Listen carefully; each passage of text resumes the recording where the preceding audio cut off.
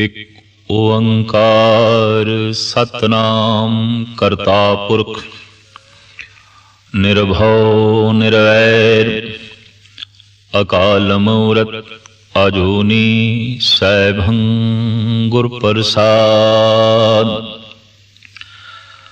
कुंडलनी सुरझी सतसंगत परमानंद गुरु मुख मचा। गुरु ग्रंथ साहब जी महाराज दे आई भट्टां दी ये महान रचना जिस विच उन्हां ने कुंडलनी दा जिक्र कीता है। गुरमत अनुसार कुंडलनी की है और इसदा जागना की है, ये विस्तार साहिबां दी बाणी द्वारा प्रस्तुत है। कुंडलनी एक ऐसी शक्ति, परम शक्ति जिन्हों जीवन शक्ति कहंदन, चेतन शक्ति कहंदन, देव शक्ति कहंदन। ये नाभि तो थल्ले कुंडल मार के बैठी है, जिस करके इस शक्ति का नाम कुंडलनी पै गया। ये इस तरह सुती हुई है जिस तरह कोई सपनी कुंडल मार के सुती हुई होवे। इस सुती हुई सपनी नूं जगाण लई अक्सर सपेरे बीन वजांदे ने और बीन दी धुन ते मस्त होके सुती हुई सपनी जागदी है, उठदी है, अपना सिर उपर नूं लै जांदी है। जीवन शक्ति दा मुंह भी थल्ले है, सपनी दी तरह कुंडल मार के सुती हुई है। और ये शक्ति नाभि तो थल्ले जप तप कीर्तन साधना द्वारा जद ये कुंडलनी जागदी है तां अगे 6 चक्रां दी एक रोक है जिन्हां नूं विन के ये शक्ति पहुंचदी है आग्या चक्र तक, परमानंद तक, परम रस तक, परम निधान तक।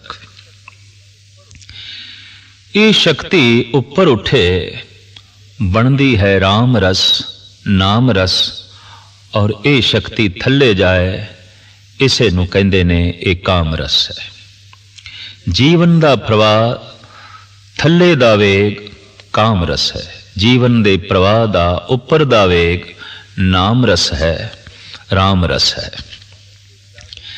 शक्ति ये जागे किवें?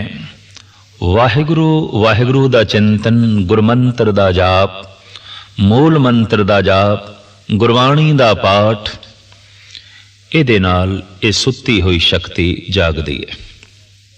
सब तो प्रथम नाभि तो उपर जिहड़ा चक्र है वह है मूल आधार। इहदे उपर एक होर चक्र है जिन्हों कहंदे ने सवदिष्टान। इहदे उपर फिर एक होर चक्र है जिसनों कहंदे ने मणिपुर, और इस तो अगे एक होर दुनिया है जिसका नाम है आहत अनाहत चक्र। और जद ये शक्ति कंठ तक पहुंचती है और इत्थे पै चक्र नूं विन के अगे लंघदी है, उस चक्र का नाम है विशुद्ध। सब तो अखीरला चक्र है आग्या चक्र। इंज कह लो अध्यात्मक मंडल दे ये पड़ाव ने जिथों लंघ के जीवन शक्ति नूं उपर जाना पैंदा है, परम धाम तक पहुंचना पैंदा है, परम आनंद तक पहुंचना पैंदा है। मनुख एक शक्ति है, जीवन एक शक्ति है, और शक्ति रस दी प्राप्ति कर सके इस तरह की उसके अंदर तीव्र इच्छा है। रस थल्ले भी है, रस उपर भी है, रस लोक दा भी है, रस परलोक दा भी है, रस शरीर दा भी है, रस आत्मा दा भी है, रस संसार दा भी है, रस निरंकार दा भी है, रस थल्ले दा भी है, रस उपर दा भी है। पानी दा वेग थल्ले अपने आप जांदा है, जीवन शक्ति भी थल्ले अपने आप जाती है, किसी प्रेरणा की लोड़ नहीं।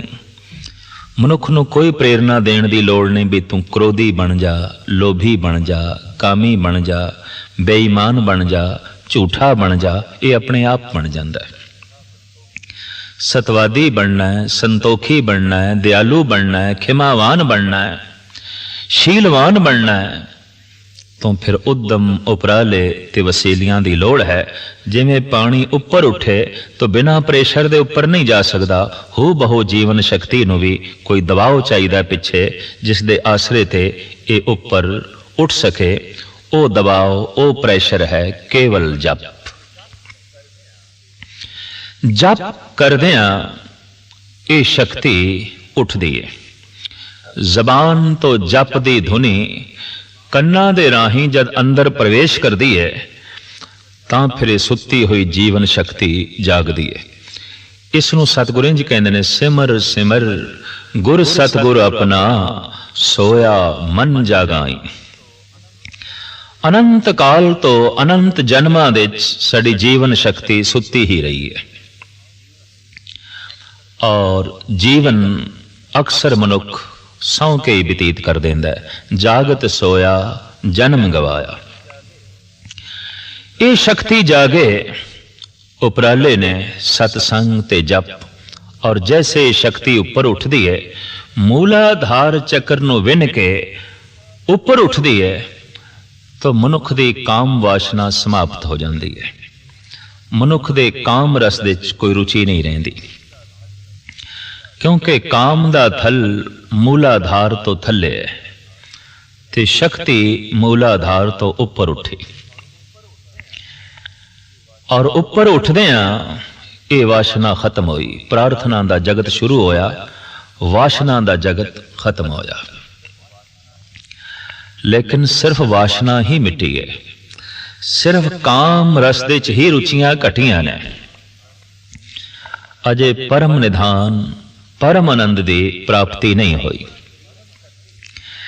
ਜਿਨ੍ਹਾਂ ਦੀ ਜੀਵਨ ਸ਼ਕਤੀ ਮੂਲਾਧਾਰ ਤੋਂ ਵੀ ਉੱਪਰ ਨਹੀਂ ਉੱਠਦੀ, ਦੇਖਣ ਦੇ ਚਾਇਆ ਭਾਵੇਂ ਉਹਨਾਂ ਦੀ ਉਮਰ 80-90 ਸਾਲ ਦੀ ਹੀ ਕਿਉਂ ਨਾ ਹੋ ਜਾਏ, ਕਾਮ ਵਾਸ਼ਨਾ ਉਹਨਾਂ ਦੀ ਸਮਾਪਤ ਨਹੀਂ ਹੁੰਦੀ। ਇਹ ਵਾਸ਼ਨਾ ਉਹਨਾਂ ਦੇ ਅੰਦਰ ਬਣੀ ਰਹਿੰਦੀ ਹੈ। ਪੁੰਡਰ ਕੇਸ ਕੁਸਮ ਤੇ ਧੌਲੇ, ਸਪਲ ਪਤਾਲ ਕੀ ਬਾਣੀ, ਲੋਚਨ ਸਰ ਮੈਂ ਬੁੱਧ ਬਲ ਨਾਠੀ, ਤਾ ਕਾਮ ਪਾਵਸ ਮਾਧਾਣੀ। ਭਗਤ ਲੋਚਨ ਜੀ ਮਹਾਰਾਜ ਦਾ ਕਥਨ। ਕੇਸ ਚਿੱਟੇ ਹੋ ਗਏ, ਚਿਹਰੇ ਤੇ ਝੁਰੀਆਂ ਪੈ ਗਈਆਂ, ਬਚਨ ਸ਼ੁੱਧ ਨਹੀਂ ਨਿਕਲੇ ਦੇ, ਔਰ ਅੱਖਾਂ ਵਿੱਚ ਦੀਦ ਨਹੀਂ ਰਹੀ। ਕਮਜ਼ੋਰੀ ਨੇ ਚਾਰੋਂ ਪਾਸੇ ਸਰੀਰ ਨੂੰ ਨਿਢਾਲ ਕੀਤਾ ਹੈ। ਲੇਕਿਨ ਕਾਮ ਵਾਸ਼ਨਾ ਦੀ ਮਧਾਣੀ ਇਸ ਟੁੱਟੀ ਹੋਈ ਮਟਕੀ ਦੇ ਵਿੱਚ ਵੀ ਚੱਲ ਰਹੀ ਹੈ। ਭਾਵੇਂ ਮਧਾਣੀ ਦੇ ਵਿੱਚ ਕੁਛ ਨਹੀਂ ਰਹੀ, ਚਾਟੀ ਨਹੀਂ ਰਹੀ, ਦਹੀ ਨਹੀਂ ਹੈ, ਕੁਛ ਵੀ ਨਹੀਂ ਹੈ, ਪਰ ਇਸ ਟੁੱਟੀ ਹੋਈ ਖੁਸ਼ਕ ਮਟਕੀ ਦੇ ਅੰਦਰ ਵੀ ਕਾਮ ਦੀ ਮਧਾਣੀ ਬਕਾਇਦਾ ਚੱਲ ਰਹੀ ਹੈ। ਤਾ ਕਾਮ ਪਾਵਸ ਮਾਧਾਣੀ। ਜੈਸੇ ਜੈਸੇ ਮਨੁੱਖ ਜਪ ਕਰਦਾ ਹੈ, ਇਹ ਸ਼ਕਤੀ ਉੱਪਰ ਉੱਠਦੀ ਹੈ ਔਰ ਮੂਲਾਧਾਰ ਨੂੰ ਵਿੰਨ ਕੇ ਉੱਪਰ ਉੱਠਦੀ ਹੈ। ਕਾਮ ਵਾਸ਼ਨਾ ਸਮਾਪਤ। ਇੱਕੋ ਇੱਕ ਤਰੀਕਾ ਹੈ ਇਸ ਵਾਸ਼ਨਾ ਤੋਂ ਬਚਣ ਦਾ, ਇਸ ਵਾਸ਼ਨਾ ਤੋਂ ਉੱਪਰ ਉੱਠਣ ਦਾ, ਉਹ ਹੈ ਜਪ। ਇਹ ਸ਼ਕਤੀ ਥੱਲੇ ਜਾਵੇ ਤਾਂ ਸੰਸਾਰ ਦਾ ਜਨਮ ਹੁੰਦਾ ਹੈ। ਇਹ ਸ਼ਕਤੀ ਉੱਪਰ ਉੱਠੇ ਤਾਂ ਨਿਰੰਕਾਰ ਦੀ ਦੁਨੀਆ ਦੇ ਜਨਮ ਹੁੰਦਾ ਹੈ। ਇਹ ਸ਼ਕਤੀ ਥੱਲੇ ਜਾਏ ਕਿਸੇ ਸਰੀਰ ਨੂੰ ਜਨਮ ਦਿੰਦੀ ਹੈ। ਇਹ ਸ਼ਕਤੀ ਉੱਪਰ ਜਾਏ ਪਰਮਾਤਮਾ ਨੂੰ ਜਨਮ ਦਿੰਦੀ ਹੈ। ਇਹ ਸ਼ਕਤੀ ਥੱਲੇ ਜਾਏ ਰੇਤ ਦੇ ਚ ਰੇਤ ਦੀ ਢੇਰੀ ਹੋ ਜਾਂਦੀ ਹੈ। ਇਹ ਸ਼ਕਤੀ ਉੱਪਰ ਉੱਠੇ ਹੀਰਾ ਹੋ ਜਾਂਦੀ ਹੈ, ਮੋਤੀ ਹੋ ਜਾਂਦੀ ਹੈ, ਰਤਨ ਲਾਲ ਜਵਾਹਰ ਬਣ ਜਾਂਦੀ ਹੈ। ਤੋ ਇਹ ਪਹਿਚਾਨ ਹੈ ਕਿ ਸਾਧਨਾ ਕਰਨ ਵਾਲੇ ਦੀ ਇਹ ਜਿਹੜੀ ਸ਼ਕਤੀ ਹੈ, ਇਹ ਮੂਲਾਧਾਰ ਨੂੰ ਵਿੰਨ ਕੇ ਉੱਪਰ ਉੱਠ ਗਈ ਹੈ। ਉਹਦੀ ਕਾਮ ਵਾਸ਼ਨਾ ਸਮਾਪਤ ਹੋ ਗਈ। ਉਹਦੇ ਚ ਰੂਪ ਦੀ ਖਿੱਚ ਨਹੀਂ ਰਹੀ। ਰੂਪੇ ਕਾਮੇ ਦੋਸਤੀ, ਭੁੱਖੇ ਸਾਦੇ ਗੰਢ। ਹੁਣ ਰੂਪ ਨੂੰ ਵੇਖ ਕੇ ਉਹ ਅਰੂਪ ਦੇ ਦਰਸ਼ਨ ਕਰੇਗਾ। ਸਤਿਗੁਰੂ ਕਹਿੰਦੇ ਨੇ, ਰੂਪਵੰਤ ਹੋਏ ਨਾਹੀ ਮੋਹੇ, ਪ੍ਰਭ ਕੀ ਜੋਤ ਸਗਲ ਘਟ ਸੋਏ। ਹੁਣ ਜਗਤ ਦੀ तमाम ਸੁੰਦਰਤਾ ਪਰਮਾਤਮਾ ਦੀ ਸੁੰਦਰਤਾ ਦਾ ਬੋਧ ਕਰਾ ਰਹੀ ਹੈ। हुण परम रूप दे च परम अरूप दे दर्शन हो रहे ने। हुण आकार दे च निराकार दी झलक मिल रही है। इस वास्ते वासना समाप्त, वासना दा जगत खत्म, प्रार्थना दा जगत शुरू होया। प्रार्थना शुरू ही उदों होंदी है जद शक्ति मूलाधार नूं विन के उपर उठदी है। इस तो पहले ते वासना दा जगत है। अगर बंदा जप भी कर रहा है, तप भी कर रहा है, धार्मिक मंदिरां विच बैठ के साधना भी कर रहा है, जेकर उसकी शक्ति मूलाधार तो उपर नहीं उठी तो उसका ये भजन, उसका ये धर्म वो भी वासना है, प्रार्थना नहीं है, सब कुछ वासना है। इस वास्ते अक्सर देखने को मिलता है कि धर्म मंदिरां विच बैठे साधक संसार की ही मनोकामना कर रहे हैं ते कामना विच जीण वाला मनुख ते ही कामी है। तुम कहियत हो जगत गुरु स्वामी, हम कहियत कल युग के कामी। भगत रविदास ने गल बिल्कुल स्पष्ट कर दी है कि मौजूदा दौर दे मनुख दियां कामनावां बहुत वधियां और मनुख अति कामी हो गया, अति कामी हो गया। कामना संसार दी होंदी है, वासना संसार दी होंदी है, प्रार्थना करतार दी होंदी है। प्रार्थना दे नाल संसार नहीं मिलता, वासना दे नाल निरंकार नहीं मिलता। वासना संसार नाल जोड़दी है, प्रार्थना करतार नाल जोड़दी है। तो जैसे जप करदियां शक्ति मूलाधार नूं विन के उपर उठी, प्रार्थना दा जगत शुरू होया, वासना दा जगत समाप्त होया।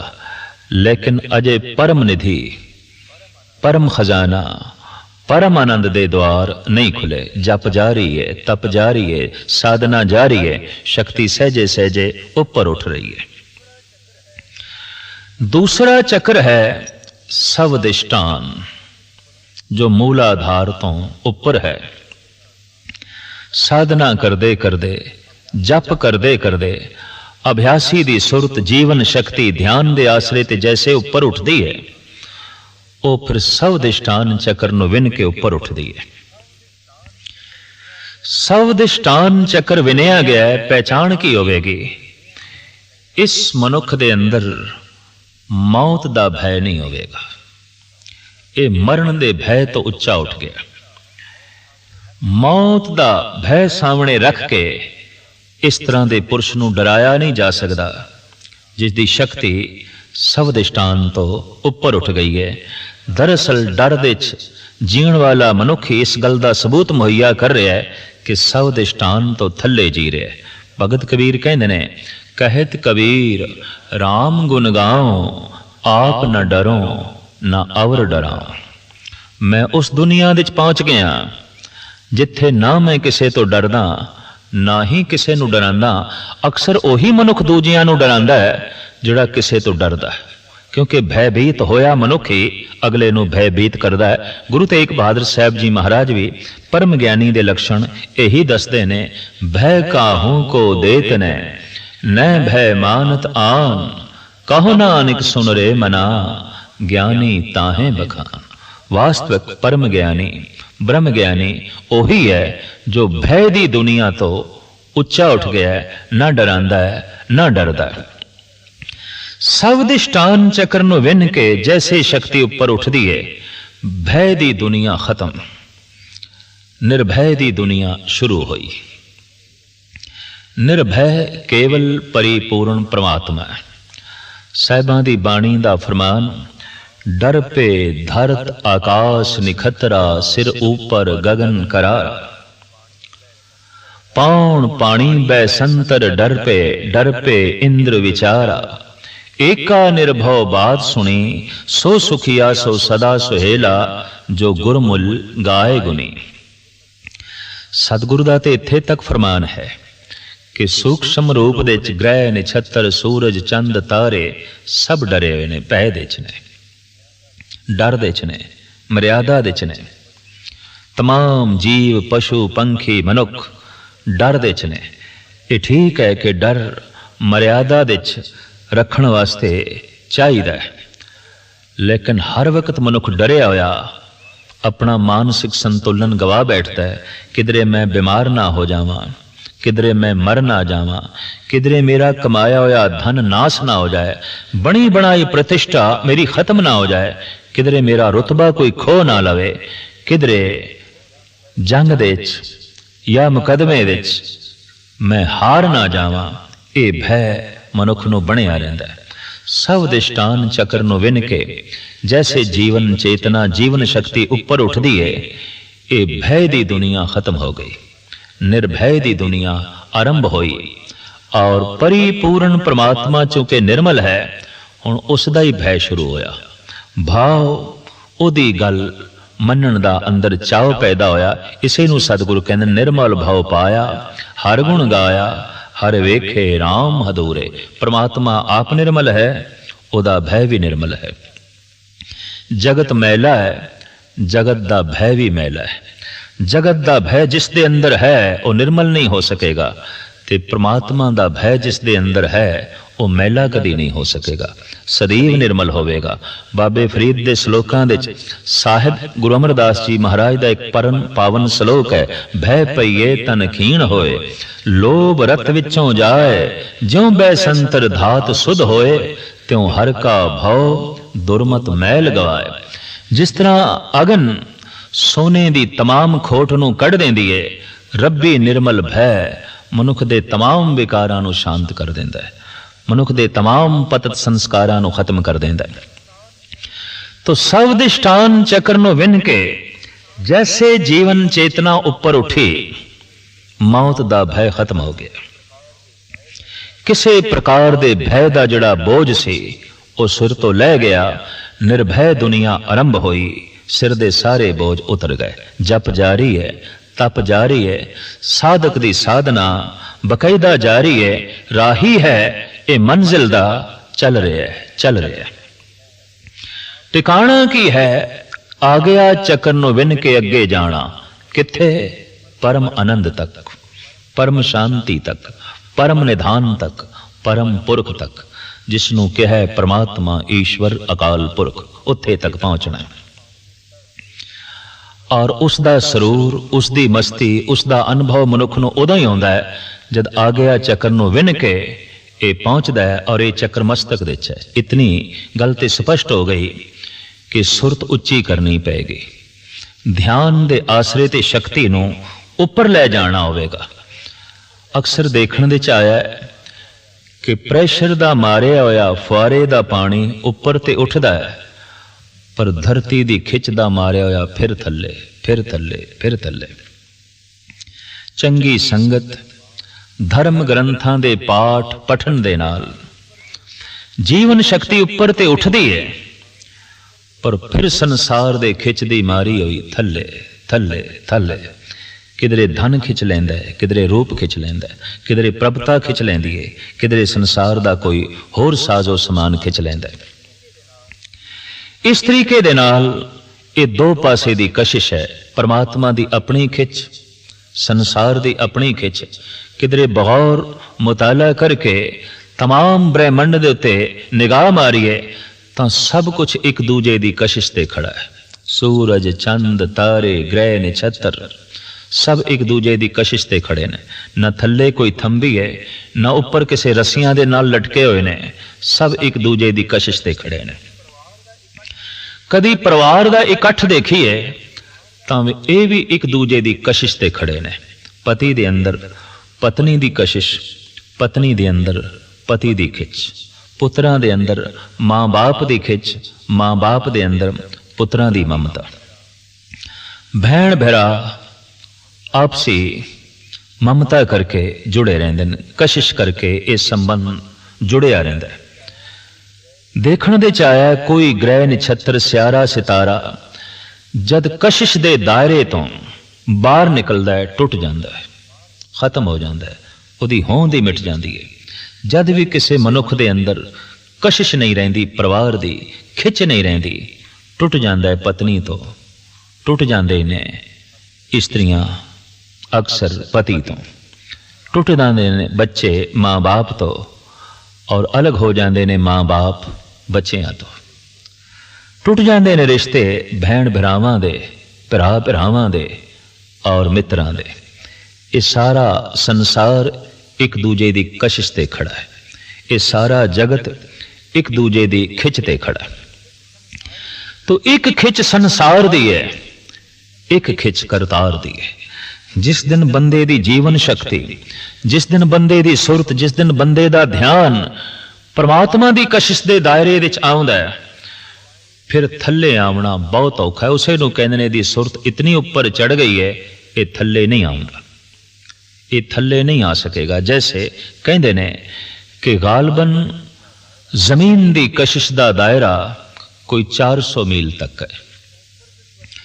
इस तो ऊपर जिहड़ी वस्तु चली गई उन्होंने जमीन नहीं खिंच सकेगी, क्योंकि जमीन की कशिश के दायरे तो ही ये वस्तु अगे चली गई।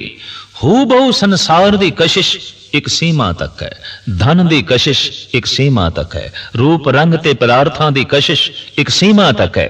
जद कदी कोई मनुख साधना करके जप तप करके इस सीमा तो अगे लंघ जाता है, फिर पदार्थ दी, धन दी, रूप की कोई अहमियत ही नहीं रहिंदी कि इस मनुख नूं खिंच के थल्ले गिरा सके। सुरत ऊपर उठ गई, शक्ति ऊपर चली गई। तो जप करके तप करके जिस दिन जीवन शक्ति सब धिष्ठान चक्र नूं विन के ऊपर उठदी है, मौत दा भय खत्म। मौत दा डर दे के इस तरह दे बंदे नूं गिराया नहीं जा सकता, भ्रष्ट नहीं किया जा सकता, गिराया नहीं जा सकता। जप जारी है, तप जारी है, सहजे सहजे साधक दी सुरत ध्यान दे आसरे ते जीवन शक्ति ऊपर उठदी है। तां फिर तीसरा चक्र है मणिपुरुष, विचारां दी दुनिया, फुरनियां दी दुनिया, सोच दी दुनिया। इत्थे तक जैसे शक्ति पहुंचदी है और इस चक्कर नूं विंदी है, फुरने मिट गए, विचार शांत हो गए, भटकना मिट गई, टिकाव नसीब हो गया, एकाग्रता नसीब हो गई। अगे दी दुनिया जज्बियां दी दुनिया, वलवले दी दुनिया, भावना दी दुनिया। इसे नूं अक्सर धार्मिक विचारक ऐसा कहंदे ने कि एक अकल तो पार दी दुनिया है, एक अकल तो थल्ले दी दुनिया है, एक अकल दी दुनिया है। जो अकल तो थल्ले दी दुनिया है, ये पशुओं का जगत है। अकल है ही कोई नहीं, मन है ही कोई नहीं, सोचना है ही कोई नहीं। इस वास्ते हजारां साल तो, अणगिणत सदियां तो पशुओं की जिंदगी देखी दी है, कोई विकास नहीं होया, कोई उन्नति नहीं हुई। कारण मन ही कोई नहीं, विचार ही कोई नहीं, सोच ही नहीं सकते, बुद्धि ही कोई नहीं। तो बुद्धि मंडल तो थल्ले जीवना, बिल्कुल थल्ले जीवना, ये पशुओं का जगत है। बुद्धि दे तल ते जीवना, ये मनुखी जगत है। इत्थे सभ्यता विकसित होंदी है, समाज दे नियम जन्म लेंदे ने, राजनीति दे नियम पैदा होंदे ने, जीवन दे ढंग रंग सब कुछ इत्थे ही आके जन्म लेंदा है। और एक ऐसी दुनिया है जो बुद्धि मंडल तो पार दी दुनिया है, जो अकल तो पार दी दुनिया है। उत्थे अकल भी नहीं पहुंच सकती, उत्थे बुद्धि दी भी कोई पहुंच नहीं। वो वलवलियां दी दुनिया, जज्बियां दी दुनिया, भावनाओं दी दुनिया। इसे नूं 20वीं सदी दे मशहूर और मारूफ शायर डॉक्टर मोहम्मद इकबाल ने एक तार्किक नूं, एक विचारक नूं इस ढंग नाल समझाया। तेरे सीने में दम है, दिल नहीं है, तेरा दम गर्म ये महफिल नहीं है, निकल जा अकल से आगे के ये नूर, चिरागे राह है मंजिल नहीं है। अकल दी दुनिया तो अगे लंघ जा, ये ते रस्ते दा दीवा है, तो मंजिल नूं छूण दी कोशिश कर। ये ते राह दा दीपक है, दीपक दी परिक्रमा ना कर। जो दीपक दी परिक्रमा कर रहे ने ये मनुख ने, ते जिन्हां दी जिंदगी च दीपक ही नहीं जलिया, भाव जो बुद्धि तक भी नहीं पहुंचे, पशु ने। और जो बुद्धि मंडल तो अगे निकल गए, देवते ने, फरिश्ते ने, कहते ने बुद्धि दी दुनिया तो अगे लंघ गए, ये रब दा रूप हो गए, ईश्वर दा रूप हो गए। इस वास्ते असी अक्सर देखते हैं जो बुद्धि मंडल तो थले है उन्होंने असी कह देंगे पागल ने, पशु समान ने। और जिहड़ा बुद्धि मंडल तो अगे चला गया है ओदा भी आम संसार नाल तालमेल नहीं बैठता, तो भुलेखे करके ਉਹਨੂੰ भी पागल कहना पैंदा। ये दोवें पागल प्रतीत होंदे ने। बुद्धि मंडल तो थले जो चला गया और बुद्धि मंडल तो जो ऊपर उठ गया, परे दी दुनिया चला गया। ये दो तरह के मनुख समाज नाल अपना रिश्ता जोड़न दे असमर्थ हो जाते हैं। एक बहुत थले चला गया, एक बहुत ऊपर उठ गया। एक दी गल इतनी नीवी कि पैरों के थलों लंघदी है, एक दी गल इतनी उच्ची कि सिर दे उपरों लंघदी है। तो तीसरा चक्र है मणिपुर। जैसे जीवन शक्ति जप करदियां तप करदियां इस चक्कर नूं विन के अगे लंघदी है, विचारां दी दुनिया शांत हो जाती है, फुरनियां दी दुनिया शांत हो जाती है। विचारां दा बोझ, विचारां दा तनाव आखिर खत्म होंदा है। बहुता बंदा विचारे, दार्शनिक, फिलोसफर आखिर जहनी तौर ते बोझल ते होवेगा, लाजमी होवेगा। और जब ज्यादा सोचेगा तो जीवन कोई सार्थक प्रतीत नहीं होगा। ज्यादा सोचेगा तो संसार की अहमियत खत्म होगी। ज्यादा सोचेगा उन्हों यह भी महसूस होगा कि जगत विच ऐसा कुछ भी नहीं जो मैनू तृप्त कर सके, तो बेजार हो जाएगा, बेचैन हो जाएगा। बेचैनी, बेजारी ये सियाणे मनुख की पहचान है। पशु कदी बेजार नहीं होंदे, पशु कदी बेचैन नहीं होंदे। क्यों? सोचते ही नहीं। बस खाना पीना, सो जाना और बच्चे पैदा करने, वक्ती तौर पर उन्होंने पालना कर लेनी, बस यही पशु की जिंदगी है। पशु कदी बोर नहीं होंदा, पशु कदी बेचैन नहीं होंदा, पशु कदी दुखी नहीं होंदा। और इस वास्ते पशु कदी पागल भी नहीं होंदे। हाँ, वही पशु पागल होंदे ने जिन्होंने मजबूरन मनुख की संगत विच रहना पै जाता है, वरना पशु कदी पागल नहीं होंदे। क्यों कि बेचैन ही नहीं होंदे। बेचैन होने वास्ते, बेजार होने वास्ते सोचना तो चाहिए। तो जगत के जितने सियाणे मनुख होए ने सब तो ज्यादा बेचैन मनुख ने, सब तो ज्यादा परेशान मनुख ने। गालिब दा ते कहना है, परेशानियां सारे जहां की समेट कर जब कुछ ना बना तो मेरा दिल बना दिया। एक होर आलम दा कहना है, कुदरत किया हर एक को अक़साम अज़ल से, जो शख्स के जिस चीज के काबिल नजर आया, बुलबुल को दिया नाला तो परवाने को जलना, गम हमको दिया सबसे जो मुश्किल नजर आया। सियाना बंदा बेचैन हो जाएगा, सोचण वाला बेजार हो जाएगा।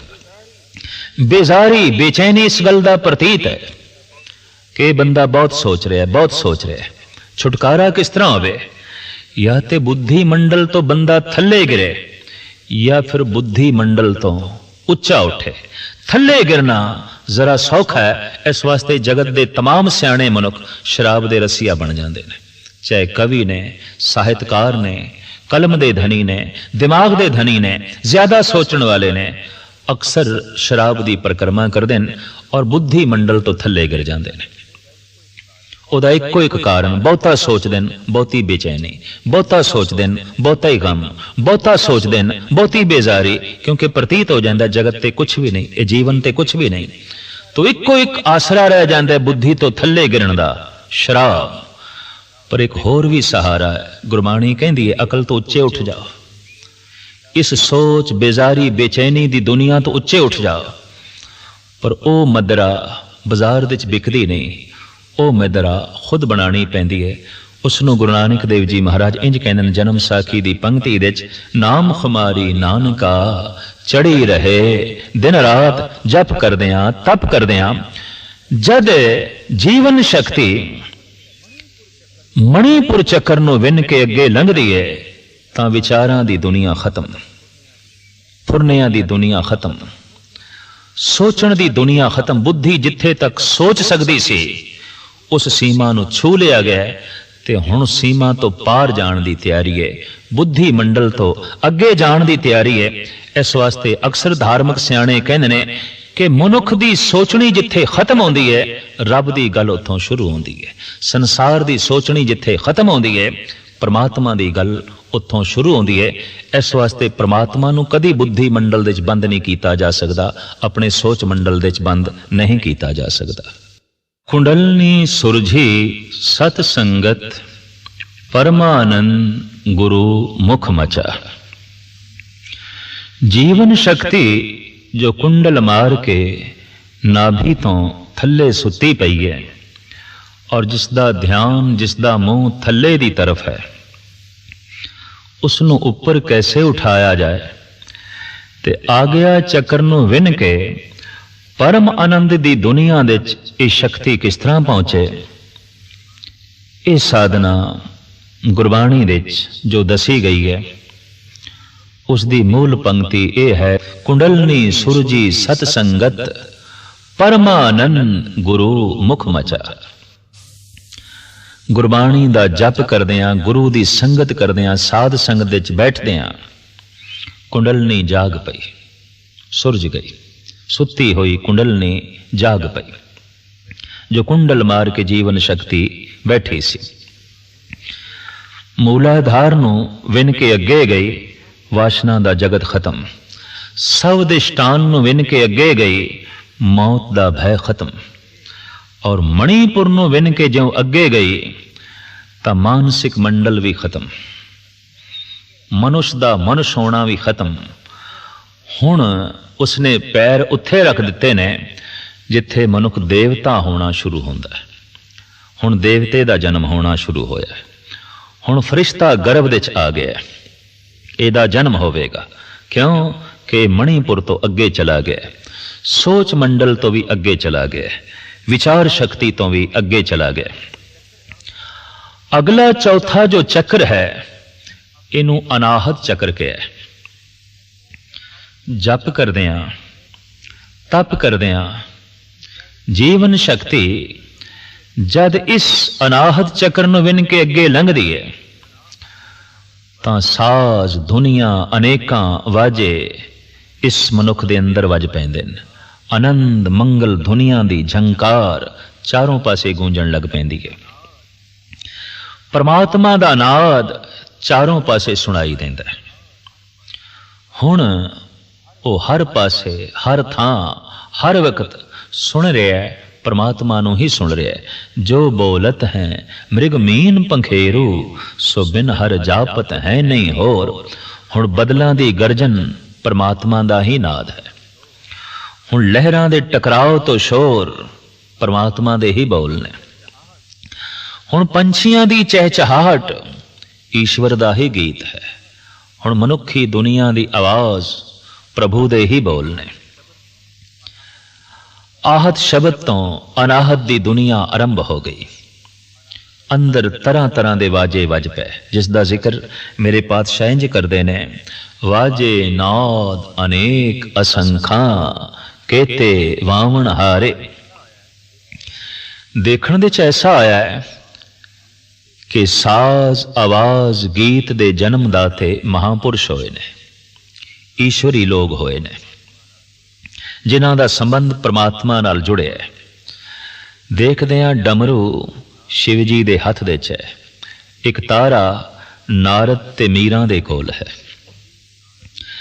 ईरान दे सूफी फकीरां दे हथ दे च रबाब दिखाई देंदा है। हिंदुस्तान दे भगतां दे कोल खड़तालां ते ढोलक दिखाई देंदे ने और इन्हां दे ओ जन्मदाते ने। बीणा दे सुरस्ती दी गोद विच दिखाई दे रही है। सरंदे दे जन्मदाता गुरु अर्जन देव जी महाराज ने। साजां दे जन्मदाते संत लोग ने, क्योंकि अनाहद नाद दे भी जन्मदाते ओही ने। रब्बी संगीत सब तो पहले उन्होंने सुनिया। इस वास्ते धार्मिक दुनिया दे लोगां ने नारा लाया कि अनाहद नाद संगीत जितना ईश्वर दे नेड़े है इतना होर कुछ भी नेड़े नहीं।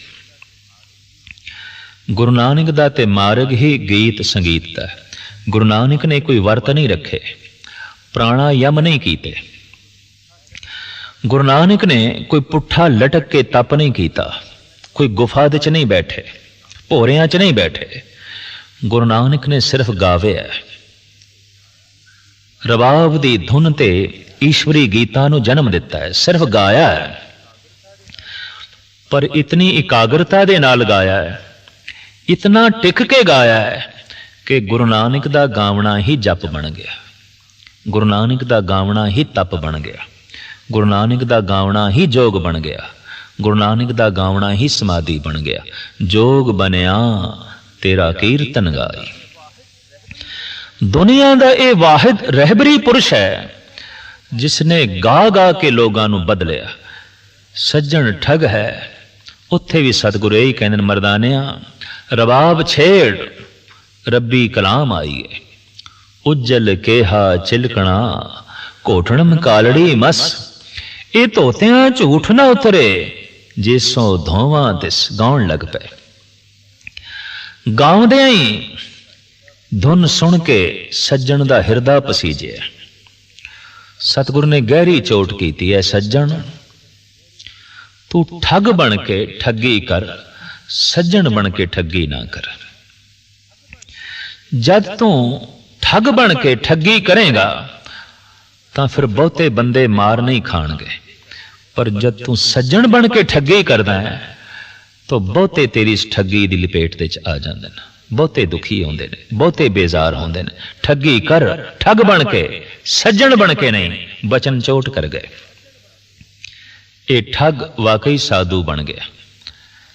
चाहे चोर गुरु नानक नूं मिले, ठग मिले, दैंत मिले, शैतान मिले, या जोगी जंगम मिले, सन्यासी मिले, तपीश्वर मिले, जपीश्वर मिले, गुरु नानक गा के ही सारियां दे हिरदे शुद्ध करते रहे और गा गा के ही लोगों की सुरत नूं प्रभु नाल जोड़ते रहे। जगत दा ये वाहिद रहबरी पुरुष है जो हर थां ते गाउंदा है, हर वक्त गाउंदा है, हर वेले गाउंदा है।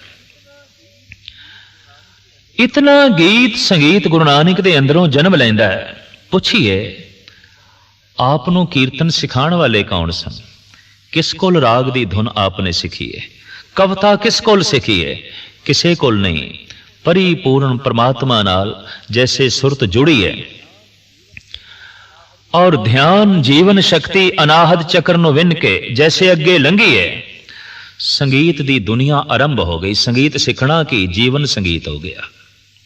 हुण गीत सीखना की है, जिंदगी ही गीत बन गई।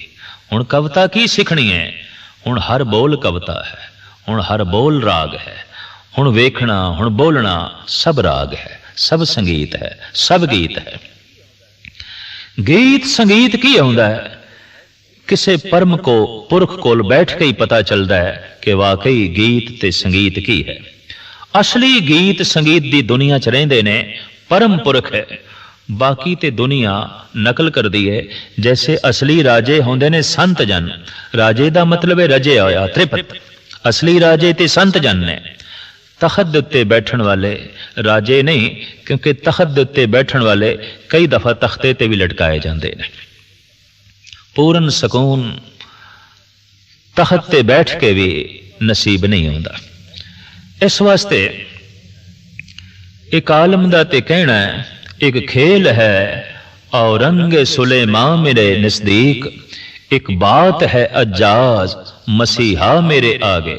मैं उस दुनिया दे च पहुंचिया जिथे तख्ते सुलेमानी भी एक खेल है, एक तमाशा है, कुछ भी नहीं। तो अनाहत चक्र नूं विन के जैसे जीवन शक्ति ऊपर उठदी है, वाजियां गाजियां दी दुनिया आरंभ हुई, गीत संगीत दी दुनिया आरंभ हुई। ऐसे गीत संगीत जो कदी बंद नहीं होंदे। नवें तो नवें गीत दा जन्म, नवें तो नवें राग दी धुन दा जन्म। सतपुरुष हमेशा मस्ती च रहिंदा है, हमेशा आनंद दे च रहिंदा है। क्यों कि उस महफिल दे च बैठा है जिथे दिन रात राग रंग है। जिथे राग होवे उत्थे ही रंग है। राग दा मतलब खेड़ा, खुशी।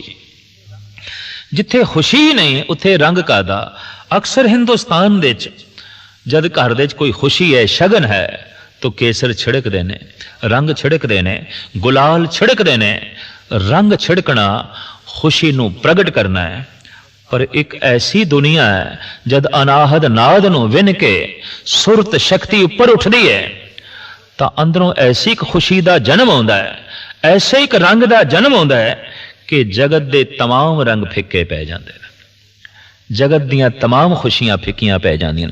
गुरु नानक देव जी महाराज कहंदे ने, घर मंदर खुशी नाम की नदर तेरी परवार, हे परिपूर्ण परमात्मा, जो तेरे नाम दी खुशी है वो परिवार दे च नहीं मिल सकती, संसार दे च नहीं मिल सकती। जगत दे किसे माहौल दे च इस खुशी नूं लभना बहुत औखा है। हे प्रभु, जो तेरे नाम दे विच ये खुशी नसीब होई है, आनंद नसीब होया। अनाहद नाद इसे नूं ही परम पुरख गा गा के प्रगट करते हैं ताकि जगत तक थोड़ी बहुत अनाहद नाद दी सूह पहुंचाई जा सके। उंज ते इस नाद नूं प्रगट करना बहुत औखा है, बहुत औखा है। और यह नाद घट घट दे च वज रहा है, लेकिन फिर भी परम पुरखा ने कोशिश की थी कुछ महक पहुंचे, कुछ भनक संसारियां तक पहुंचे ताकि वह भी इस गगन मंडल नूं छू सकन, वह भी इस परम आनंद नूं माण सकन। साधक दी साधना जारी है, जप जारी है, तप जारी है। सहजे सहजे सुरत पहुंच गई विशुद्ध चक्कर तक। ये चक्र कंठ दे च है और जैसे इस चक्कर नूं विन के शक्ति उपर उठदी है, मनुख दी रसना, साधक दी रसना सच नूं प्रगट करन दे समर्थ हो जाती है। इत्थे ही आके कहंदे ने कि परमात्मा हुण रसना ते बैठा है, ईश्वर हुण रसना ते बैठा है। प्रभ जी बसे साध की रसना, कबीर मेरी सिमरनी रसना ऊपर नाम। कबीर कहते यही मेरा जाप है, यही मेरी जप माला है। परमात्मा दा नाम मेरी जबान ते बैठ गया। सतगुरु कहते हैं परमात्मा दे दर्शन करने ने, परमात्मा वेखना है। परमात्मा ते साधक दी रचना ते बैठा है। किहड़े साधक दी? जिहदी जीवन शक्ति विशुद्ध चक्कर नूं विन के उपर उठ गए। विशुद्ध चक्कर नूं विन के जिहदी जीवन शक्ति अगे जा चुकी है, उहदी रसना ते अकाल पुरख बैठा है, उहदी रसना ते परमात्मा बैठा है। पहचान किस तरह होवेगी? साधक नूं ही किस तरह पहचान होवेगी कि वाकई परमात्मा मेरी रसना ते बैठ गया है। दरअसल हुण रसना नूं रस आवेगा। जैसे वो परमात्मा दा नाम लवेगा, रस नाल भिज जाएगा, रस नाल डुब जाएगा। आम बंदे भी राम राम कहंदे ने बड़ी बेसवादी नाल। आम बंदे भी अल्लाह अल्लाह दी धुन उलापदे ने मत्थे ते वट पा के। आम जगत भी वाहिगुरू वाहिगुरू दा चिंतन करदा है, अलाप करदा है, लेकिन वाहिगुरू नाल कोई संबंध नहीं, वाहिगुरू रसना ते नहीं। परमात्मा जैसे रसना ते आके बैठदा है, रसना रस नाल भर जाती है, रसना सच नूं प्रगट करन दे समर्थ हो जाती है। रसना दे चों झूठ दी मैल सारी दी सारी निकल जाती है। नाम जपत गोबिंद का सूची भई रसना। और किसी तरीके नाल भी जबान नूं सुच्चा नहीं किया जा सकता। जिस दिन गोबिंद दा नाम जबान दे ते आण के वसदा है, रसना सुच्ची हो जाती है, रसना पवित्र हो जाती है। इस तरह की रसना जब परमात्मा का नाम लवेगी, रस नाल भर जाएगी। दूसरी इस तरह की रसना चो निकले हुए वाक मिथ्या नहीं जाते, वो मिथ्या बोल नहीं होंगे। सतगुरु का फरमान कि अंड बिनासी जेर बिनासी, एक साध बचन अटला। साधु का बचन अटल है। जमीन नाश हो सकती है, आसमान नाश हो सकता है, चारे खानियां दा अंत हो सकता है, जर्रे जर्रे दा अंत हो सकता है, खत्म हो सकते हैं। साधु दा बचन अमिट है, अमर है, व्यापक है। और वो ऐसा बचन जिहदे च परम शक्ति है। एक साधक ने गुरु गोबिंद सिंह जी महाराज ते प्रश्न किया, पातशाह कुछ लोग बाणी पढ़ते हैं या उसकी व्याख्या करते हैं, हिरदे तक नहीं पहुंचती, पर कुछ लोग जब बोलते ने विचारते ने ਉਹਨਾਂ ਦੇ ਬੋਲ ਹਿਰਦੇ ਤੱਕ ਪਹੁੰਚਦੇ ਨੇ। ਬਾਣੀ ਉਹੀ ਹੈ, ਵਿਚਾਰ ਉਹੀ ਹੈ, ਪਰ ਕਿਸੇ ਦੇ ਬੋਲ ਹਿਰਦੇ ਤੱਕ ਪਹੁੰਚਦੇ ਨੇ, ਕਿਸੇ ਦੇ ਨਹੀਂ ਪਹੁੰਚਦੇ। ਇਹਦਾ ਕਾਰਨ ਸੰਖੇਪ ਦੇ ਵਿੱਚ ਪ੍ਰਤੱਖ ਪ੍ਰਮਾਣ ਦੇ ਰਾਹੀਂ ਗੁਰੂ ਗੋਬਿੰਦ ਸਿੰਘ ਜੀ ਮਹਾਰਾਜ ਨੇ ਸਮਝਾਉਣ ਦੀ ਕੋਸ਼ਿਸ਼ ਕੀਤੀ। ਦੋ ਮਨੁੱਖ ਲਿਆਂਦੇ ਗਏ, ਦੋਵਾਂ ਨੂੰ ਧਨੁਸ਼ ਬਾਣ ਦੇ ਦਿੱਤੇ ਗਏ, ਸਾਹਮਣੇ ਇੱਕ ਨਿਸ਼ਾਨਾ ਰੱਖ ਦਿੱਤਾ ਗਿਆ। ਇੱਕ ਕਮਜ਼ੋਰ ਸੀ, ਲਾਗਰ ਸੀ, ਬਿਮਾਰ ਸੀ, ਹੱਡੀਆਂ ਦਾ ਢਾਂਚਾ ਸੀ, ਕੁਬੜਾ ਸੀ, ਨਾਲੇ ਨਿਸ਼ਾਨਚੀ ਵੀ ਨਹੀਂ ਸੀ। ਦੂਸਰਾ ਤੰਦਰੁਸਤ ਸੀ, ਪਹਿਲਵਾਨ ਸੀ, ਸ਼ਕਤੀਸ਼ਾਲੀ ਸੀ, ਨਾਲੇ ਨਿਸ਼ਾਨਚੀ ਵੀ ਸੀ। ਪਹਿਲੇ ਨੇ ਸਤਿਗੁਰ ਨੂੰ, ਪਹਿਲੇ ਮਨੁੱਖ ਨੂੰ ਜੋ ਕਮਜ਼ੋਰ ਤੇ ਲਾਗਰ ਹੈ, ਗੁਰਦੇਵ ਕਹਿੰਦੇ ਨੇ ਨਿਸ਼ਾਨਾ ਮਾਰ, ਤੀਰ ਚਲਾ। ਜੈਸੇ ਉਹ ਧਨੁਸ਼ ਬਾਣ ਚਲਾਉਂਦਾ ਹੈ, ਬਾਣ ਰਸਤੇ 'ਚ ਹੀ ਗਿਰ ਗਿਆ। ਨਿਸ਼ਾਨੇ ਤੇ ਵਜਣਾ ਤੇ ਕੀ, ਨਿਸ਼ਾਨੇ ਤੱਕ ਪਹੁੰਚਿਆ ਵੀ ਕੋਈ ਨਹੀਂ, ਰਸਤੇ 'ਚ ਹੀ ਗਿਰ ਗਿਆ। ਫਿਰ ਸਤਿਗੁਰ ਨੇ ਦੂਸਰੇ ਨੂੰ ਆਗਿਆ ਕੀਤੀ, ਤੂੰ ਤੀਰ ਚਲਾ। ਉਹਨੇ ਖਿੱਚ ਕੇ ਜੈਸੇ ਤੀਰ ਮਾਰਿਆ, ਤੀਰ ਨਿਸ਼ਾਨੇ ਤੇ ਲੱਗਿਆ, ਆਪਣੀ ਮੰਜ਼ਿਲ ਤੇ ਅਪੜਿਆ। ਸਤਿਗੁਰੂ ਕਹਿਣ ਲੱਗੇ, ਤੁਹਾਡੇ ਸਵਾਲ ਦਾ ਇਹ ਜਵਾਬ ਹੈ।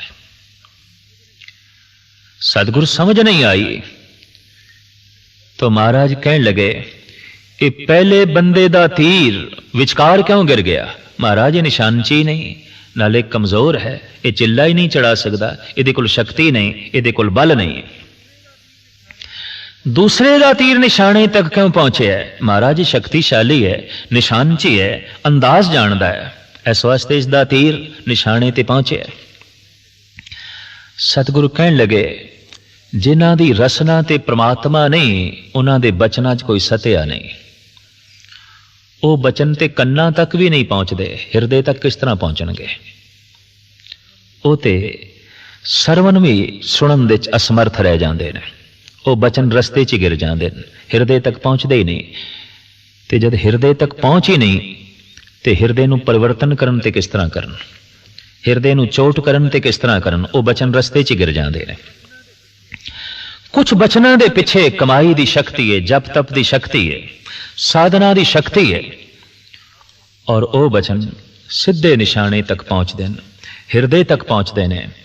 ਔਰ ਉੱਥੇ ਮਨੁੱਖ ਨੂੰ ਬਚਨ ਬਿਆਨ ਕਰਨ ਦਾ ਢੰਗ ਵੀ ਆ ਜਾਂਦਾ ਹੈ, ਕਿੱਥੇ ਕੀ ਬੋਲਣਾ ਹੈ, ਵਕਤ ਵਿਚਾਰੇ ਸੁਬੰਦਾ ਹੋਏ, ਉਹਨੂੰ ਮੌਕਾ ਮਹਿਲ ਦੀ ਪਹਿਚਾਣ ਵੀ ਹੁੰਦੀ ਹੈ, ਸਮੇਂ ਦੀ ਪਹਿਚਾਣ ਵੀ ਹੁੰਦੀ ਹੈ। ਜੈਸੇ ਵਿਆਹ ਸ਼ਾਦੀ ਦੇ ਘਰ ਦੇ 'ਚ ਸੋਗ ਦੀਆਂ ਗੱਲਾਂ ਫਬਦੀਆਂ ਨਹੀਂ, ਔਰ ਇਸੇ ਤਰੀਕੇ ਨਾਲ ਮਰਗ ਵਾਲੇ ਘਰ ਦੇ 'ਚ ਵਿਆਹ ਸ਼ਾਦੀ ਦੇ ਸੋਲੇ ਚੰਗੇ ਨਹੀਂ ਲੱਗਦੇ।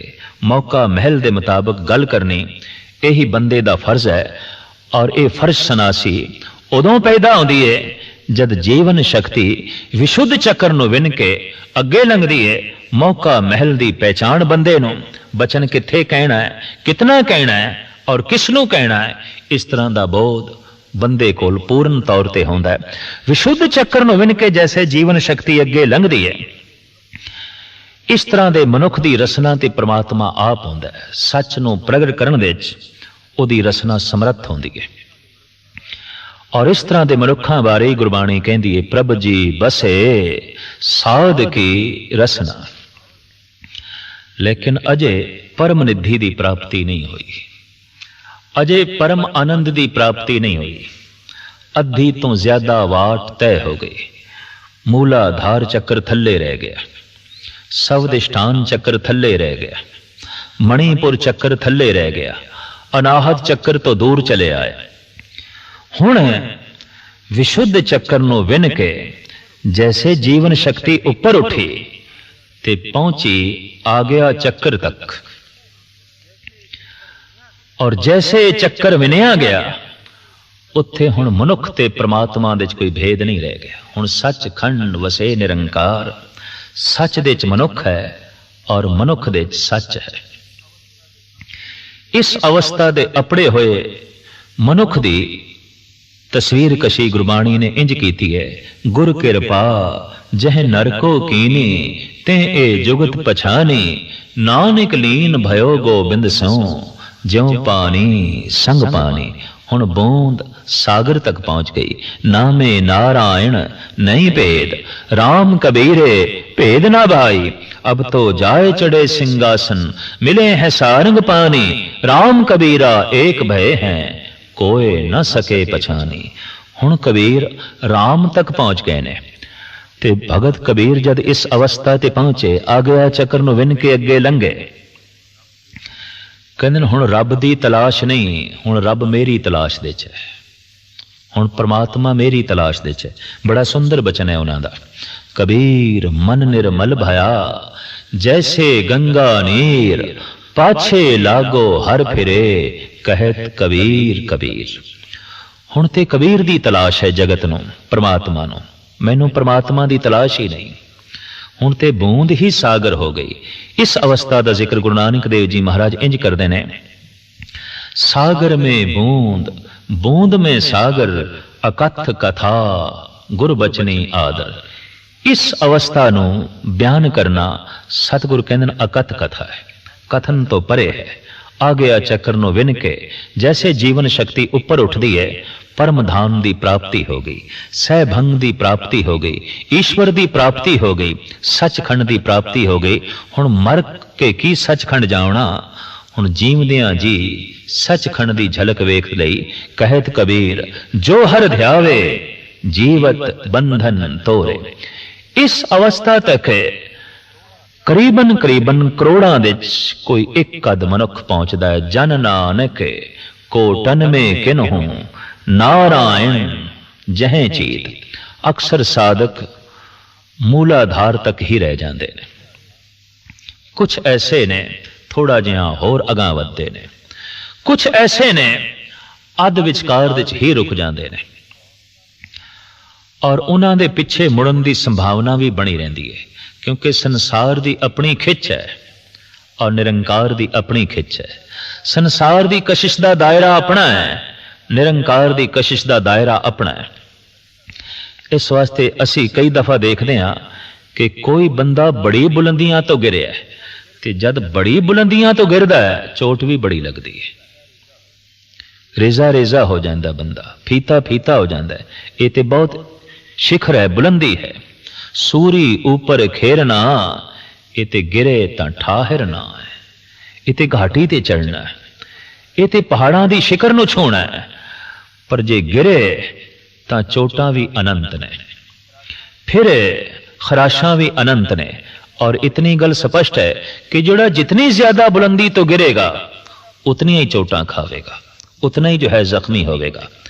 इस अवस्था विच पहुंच के आ गया चक्र तो अगे लंघ के गिरन की संभावना खत्म हो गई। यात्रा सफल हो गई, जीवन सफल हो गया।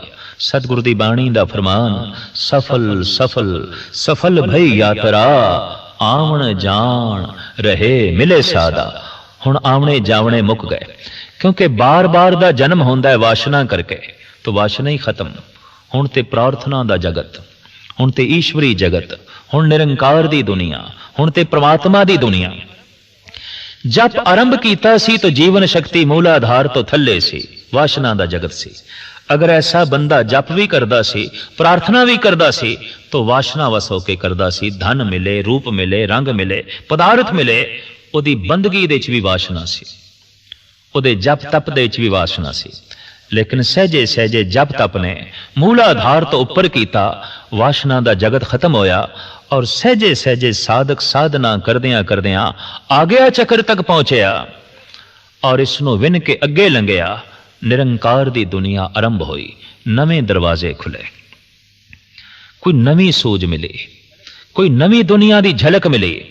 और जद कोई पुरुष इस दुनिया विच पहुंचे है तो जद उसनों आख्या गया हुण इस दुनिया का कोई नक्शा रखो सामने, तो अक्सर इस तरह के भगतां ने कह दिता है, कहत कबीर गूंगे गुड़ खाया, पूछे तो क्या कहिए। हुण असी कुछ नहीं कह सकते। मूलाधार तो अगे लंघे सन, कुछ बयान कर दे रहे। सवदिष्टान मणिपुर तो अगे लंघे सन, भगत बोल दे रहे। अनाहद नाथ ते विशुद्ध तो अगे लंघे सन, भगत कुछ कह दे रहे। खामोशी दी दुनिया आरंभ हो गई, समाधि दी दुनिया शुरू हो गई। इत्थे आके गुरु अर्जन देव जी महाराज इंज वर्णन करते ने, बिसम बिसम बिस्मे ही भई है, लाल गुलाल रंगारे, कहो नानक संतन रस आई है, ज्यों चाख गूंगा मुस्कार आए। गूंगा मुस्कुरा ते पैंदा है, ओदा मुस्कुरावना दसदा है, परम रस आया इसनों बयान नहीं कर सकता, व्याख्या नहीं कर सकता। इत्थे भगत खामोश हो जाता है, चुप हो जाता है, पर उसकी चुप्पी भी जो बोल जाती है, उहदी खामोशी भी जितना उपदेश कर जाती है, आम बंदियां दा बोलना भी उतना नहीं समझा सकता। आम बंदियां दे बोल भी इतने कम नहीं करते, इस तरह के पुरुष ते अबोल अवस्था भी बड़ी कम कर जाती है, खामोशी भी जो है बड़ी कम कर जाती है। तो आ गया चक्कर नूं विन के जिहड़ी अगे दी दुनिया है, इहदे बारे साहिब गुरु नानक देव जी महाराज भी फरमान करते हैं, जे हों जाना, जे मैं उस दुनिया नूं जान लिया, समझ लिया, जे हों जाना, आखा नाही कहना कथन न जाई। वो मेरी कथनी तो परे, वो मेरे कहने तो परे, वो ऐसी दुनिया जो मेरे शब्दां च नहीं आउंदी, मेरे बोलण दे च नहीं आउंदी, वो अबोल, वो खामोशी दी दुनिया, वो समाधि दी दुनिया, वो निर्विचार दी दुनिया, वो परम आनंद दी दुनिया, वो सचखंड दी दुनिया, यही बंदे दी मंजिल है। इत्थे पहुंच के ही बंदा पूरा होंदा है, मर के कोई पूरा नहीं होंदा। ये गल वखरी है कि पंजाबी दी कहावत है, जद कोई बंदा मर जाए तो कहंदे ने पूरा हो गया, पूरा हो गया। पूरा किस तरह होया? मर के तो कोई पूरा नहीं होंदा। हाँ, पूरन दे जुड़ के ही कोई पूरा हो सकता है। ते पूरन केवल परमात्मा है, आद पूरन, मध्य पूरन, अंत पूरन परमेश्वरे। उस पूरन दे लीन होके ही मनुख पूरा होंदा है, और पूरा केवल परमात्मा है। पूरा प्रभ आराध्या, पूरा जांका नाव, नानक पूरा पाया, पूरे के गुण गाओ। इस अवस्था दे पहुंचे हुए मनुख नूं असीं कह सकते हैं पूरा हो गया है, मुकम्मल हो गया है। यह इंसान जमया अधूरा सी, जीविया अधूरा सी, भजन ने, सिमरन ने, साधना ने इसनों पूर्ण कर दिता है, मुकम्मल कर दिता है। इतनी तो विज्ञानक भी गल मनते ने कि मनुखी बच्चा अधूरा जमदा है। मूँह दे च दंद नहीं ने, पैरां दे चलण दी शक्ति नहीं है, हत्थां दे च पकड़ दी कोई ताकत नहीं है, जबान दे च बोलण तक दी भी शक्ति नहीं है, बुद्धि दे च सोचण तक दी भी शक्ति नहीं है, बिल्कुल अधूरा जमे है। सहजे सहजे कादर करीम परिपूर्ण परमात्मा दी साजी ये प्रकृति ओदे शरीर नूं पूरा कर दिए और मुकम्मल हो जाता है। 14-15 साल तक पैरां दे चलण दी शक्ति आ गई, हत्थां दे पकड़न दी शक्ति आ गई, जबान दे बोलण दी शक्ति आ गई पूर्ण तौर ते, बुद्धि पूर्ण तौर ते सोचण भी लग पई और दंद मिल गए, वस्तु नूं चबाण दा भी पूरा बल मिल गया। लेकिन चेतना ते बंदे दी उस दिन पूर्ण होंदी है, शक्ति ते बंदे दी उस दिन पूर्ण होंदी है जद पूर्ण नाल जुड़दी है। ते पूर्ण परमात्मा है, पूर्ण ईश्वर है। कई दफा बंदा बाहरों पूरा हो जाता है, अंदरों अधूरा रह जाता है, और ये अधूरापन बार बार जन्म देण ते मजबूर करदा है ताकि मनुख पूरा हो सके। पूरा हो सके ते पूरा उस दिन आउंदा है जिस दिन पूर्ण दे च लीन होंदा है। ते पूर्ण दी लीनता उस दिन नसीब आउंदी है जिस दिन जीवन शक्ति आ गया चक्कर नूं विन के अगे प्रस्थान कर दिए, अगे गमन कर दिए। और अगे दी गमनता इंज है जैसे सरता सागर दे च लीन हो गई। यात्रा खत्म, लीनता नसीब, जन्म मरण ते खत्म, परमात्मा दी होंद शुरू।